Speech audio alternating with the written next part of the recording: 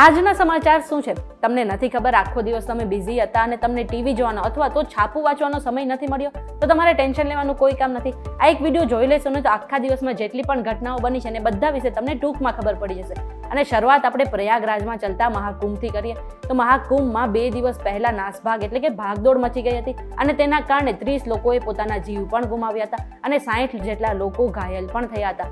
હવે તેની જે અસર છે ગુજરાતના શ્રદ્ધાળુઓ પર જોવા મળી રહી છે અને ખાસ કરીને અમદાવાદની જેટલી એજન્સીઓ છે, જેટલી બુકિંગ એજન્સીઓ છે ને, તેમને જે પોતાની બુકિંગ છે એ બધી બંધ કરી દીધી છે. અને આને કારણે અમદાવાદની જેટલી ટ્રાવેલ એજન્સીઓ હતી તેમને પણ પ્રયાગરાજની બધી જ બુકિંગ કેન્સલ કરી દીધી છે.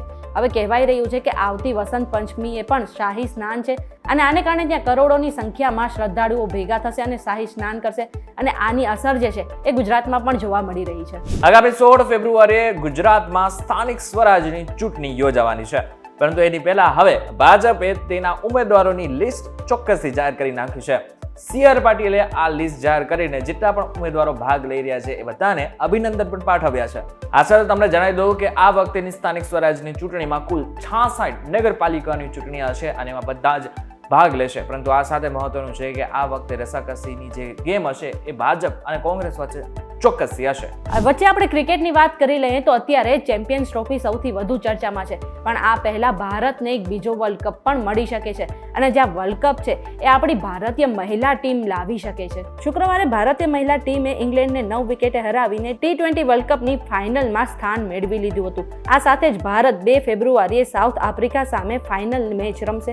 હવે જો મેચની વાત કરીએ તો પ્રથમ બેટિંગ કરતા ઇંગ્લેન્ડે 8 વિકેટ ગુમાવીને 113 રન બનાવ્યા હતા અને ઇંગ્લેન્ડે આપેલા ટાર્ગેટનો પીછો કરવા ઉતરેલી ટીમ ઇન્ડિયાએ 15 ઓવરમાં જ આ મેચ જે છે જીતી લીધી હતી. અંડર 19 વિમેન્સ ટીમ જે છે અત્યાર સુધી એક પણ મેચ નથી હારી અને એવું લાગી રહ્યું છે કે ચેમ્પિયન્સ ટ્રોફી પહેલા આપણે T20 નો જે વર્લ્ડ કપ છે એ મળી રહેશે. આજે દાહોદના ધાલસુમર ગામે એક એવી ઘટના બની કે જે કદાચ તમે સાંભળશો તો તમારા કાને કદાચ તમે વિશ્વાસ નહીં કરી શકો. એક મહિલા, પરિણીત મહિલા પોતાના એક પ્રેમીને મળવા એક ગામમાં ગઈ હશે. ધાલસુમર એ ગામ છે. ત્યાં જ્યારે ગઈ ત્યારે જેટલા પણ ગામના લોકો હતા એની સાથે સાથે જે પરિણીત હતા એના સાસરી પક્ષવાળા ત્યાં પહોંચ્યા હતા અને એને એટલો માર માર્યો કે એના કપડાં ફાટી ગયા હતા અને ફાટેલા કપડાં સાથે અર્ધનગ્ન અવસ્થામાં એને ભર બજારે દોડાવવામાં આવી હતી. આનો વિડીયો અત્યારે સોશિયલ મીડિયામાં ઘણો વાયરલ થયો હતો. જો કે અત્યારે પોલીસે તાજવીજ હાથ ધરીને કેટલાક લોકોની ધરપકડ પણ કરી છે. એવું માનવામાં પણ આવી રહ્યું છે કે સાસરી પક્ષમાંથી લગભગ 3 મહિલાઓની ધરપકડ કરી નાખી છે. આ સાથે એવું પણ કહેવામાં આવી રહ્યું છે કે ઘણા બધા એવા પણ લોકો છે કે જે હજુ કસ્ટડીમાં નથી પહોંચી શક્યા, એટલે કે હજુ સુધી એમની ધરપકડ નથી થઈ રહી. પરંતુ સવાલ એ થઈ રહ્યું છે કે આપણું ગુજરાત છે કે પછી અફઘાનિસ્તાનના તાલિબાની શાસન છે. એક તરફ શિયાળામાં શાકભાજી સસ્તું થતા જે સામાન્ય જનતા છે તેને રાહતનો અનુભવ થયો છે, બીજી તરફ જે ખેડૂત છે તેની હાલત જે છે એ વધારે ને વધારે ખરાબ બની છે. આવો જ કિસ્સો કચ્છના નખત્રાણામાંથી સામે આવ્યો છે, જ્યાંના ખેડૂતોએ અલગ રીતે વિરોધ નોંધાવ્યો હતો. ત્યાંના ખેડૂતોએ જે ટમેટાના ભાવ 2 થી 3 રૂપિયા કિલોએ પહોંચી જતા આ જે ટમેટા હતા એ પશુઓને ખવડાવી દીધા હતા, તો ઘણા ખેડૂતોએ આ ટમેટા જે છે રસ્તા પર ફેંકી દીધા હતા અને તેમનું કહેવું છે કે જે મજૂરી છે, ટમેટા ઉતારવાની મજૂરી પણ તેને મોંઘી પડે છે, એટલા માટે તેમને અનોખો વિરોધ નોંધાવ્યો છે. આજથી આપણા દેશમાં બજેટની શરૂઆત થઈ ગઈ છે, એટલે કે પ્રધાનમંત્રી નરેન્દ્ર મોદીના 3જા કાર્યક્રમમાં આ સંપૂર્ણ એટલે કે પૂર્ણ બજેટ રજૂ થવા જઈ રહ્યું છે. આજે રાષ્ટ્રપતિ દ્રૌપદી મુર્મુનું અભિભાષણ હતું. જોકે ત્યારે લોકસભા અને રાજ્યસભા એમ બંને ગૃહ એક સાથે બેઠા હતા અને રાષ્ટ્રપતિએ અભિભાષણ આપ્યું હતું. એમણે કહ્યું હતું કે ભારત દુનિયાની 3જી સૌથી મોટી અર્થવ્યવસ્થા બનવા તરફ આગળ વધી રહ્યું છે. એટલું જ નહીં, સરકાર મિશન બોર્ડ તરફ પણ કામ કરી રહી છે. તો બીજી બાજુ જો જોવા જાય તો બજેટ સત્રની શરૂઆત પહેલા જ પ્રધાનમંત્રી નરેન્દ્ર મોદીએ સંબોધન કર્યું હતું. સંબોધનમાં તેમણે મધ્યમ વર્ગ પર માતા લક્ષ્મીની કૃપા રહે તેવી ઈચ્છા વ્યક્ત કરી હતી. તો આ વર્ષનું બજેટ 2047ના વિકસિત ભારતના લક્ષ્યને પણ પૂરું કરવામાં મદદ કરશે તેવી આશા વ્યક્ત કરી હતી. પરંતુ આ બધાની સાથે સાથે આવતીકાલે જ આપણને બધાને ખબર પડશે કે એકચ્યુઅલમાં જે મિડલ ક્લાસ છે એમના માટે શું છે.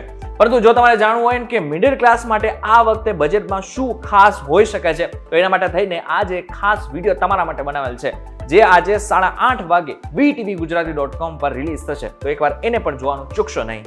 બજેટની વાત આવી જ છે તો આજે જે બજેટ સત્રની શરૂઆત થઈ હતી એ આપણા રાષ્ટ્રપતિ દ્રૌપદી મુર્મુના સંબોધનથી થઈ હતી. હવે આ જે સંબોધન હતું તે અત્યારે ચર્ચાનો વિષય બન્યો છે, કારણ કે જે વિપક્ષી નેતાઓ છે અને ખાસ કરીને કોંગ્રેસના નેતાઓએ આ જે સંબોધન પર અલગ અલગ ટિપ્પણીઓ કરી હતી અને તેમાંથી પણ સોનિયા ગાંધી અને રાહુલ ગાંધીએ એવી ટિપ્પણી કરી કે તેને લઈને રાજકીય ગરમાવો પણ જોવા મળ્યો હતો. સોનિયા ગાંધીએ ટિપ્પણી કરતા કહ્યું કે પુઅર લેડી એટલે કે બિચારા જે આપણા રાષ્ટ્રપતિ હતા એ બોલતા બોલતા એટલા થાકી ગયા કે અંતે માંડ માંડ બોલી શકતા હતા. અને બીજી તરફ જે આ રાહુલ ગાંધી છે તેમને આ ભાષણને બોરિંગ ગણાવ્યું હતું. હવે આને લઈને ભાજપે પણ પલટવાર કર્યો છે અને તેમને કહ્યું છે કે તેમની આ જે ટિપ્પણીઓ છે એ આપણા રાષ્ટ્રપતિનું અપમાન છે.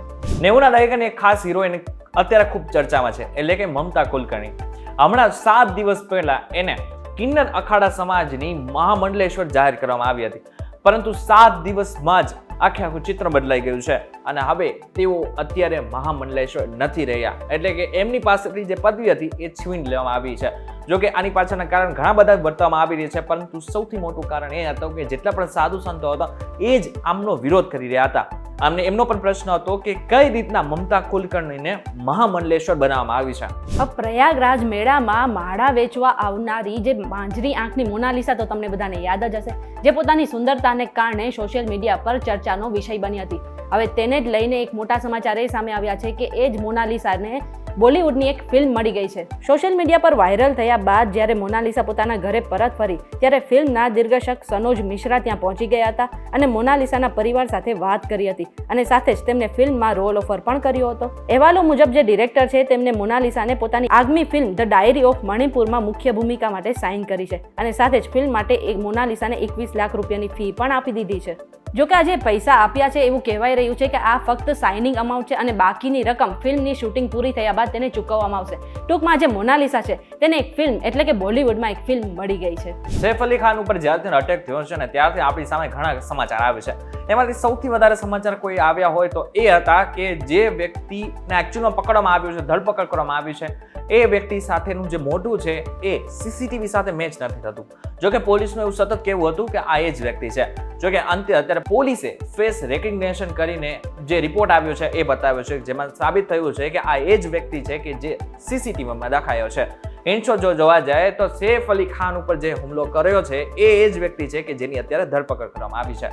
આ બાબતને લઈને તમારું શું કહેવું છે અમને જરા કોમેન્ટ કરીને ચોક્કસ કહેજો. વિડીયો થકી જો તમને કોઈ ઇન્ફોર્મેશન મળ્યો તો વિડીયો લાઈક અને શેર જરૂર કરજો તથા આવા જ ઇન્ફોર્મેટિવ વિડીયોઝ માટે PTVGujarati.com સાથે જોડાયેલા રહેજો.